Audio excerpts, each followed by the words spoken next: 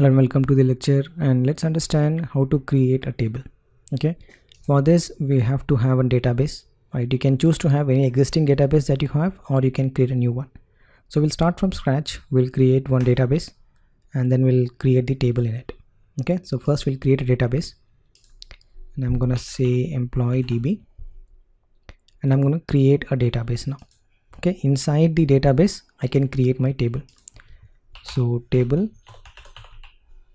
that is the employee table with, let's say, 4 columns. Okay, I'm gonna make it 3. All right, and let's say go. So once you say go, the table will be created. All right, then you can add the columns in a table. What are the columns? This is how we store the data in a table. How do you store the data in a table? You store it as a row, and the first row that you have in a table is basically your column names. Okay, so typically your column name starts with employee ID.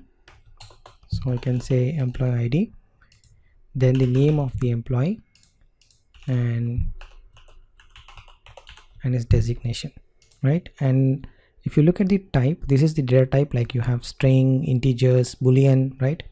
In the primitive data types, you can similarly have the data types that's available in the SQL as well. So ID is int, name is varchar, and designation is varchar. So when you say varchar, you have to say the length. Okay, the length could vary depending on what you're storing it here. Okay, once you store this, okay, there's something called as null. Null means you can specify whether this should be can accept null or cannot accept null.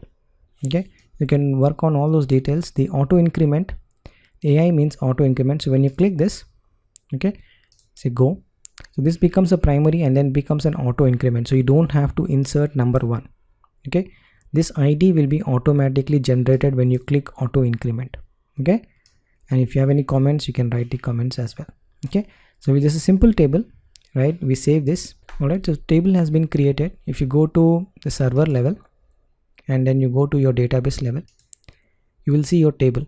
Okay, so your table has been created here, and if you want to go inside the table, you always have to see this navigation bar, and you know you are inside the table now. So inside the table you have all those operations that you can perform on the table, but we'll look into that in next lectures.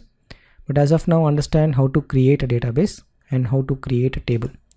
And if you open the table, you will find all the columns of the table: designation, employee ID, and name. We have created an primary key, that's why indexes has been created. So primary key is basically a key where that field cannot have duplicates, and we have mentioned as auto increment, so we don't have to insert the data. Automatically the running number will be added by itself. Alright, so we're going to look into all those things when we insert the data in the database.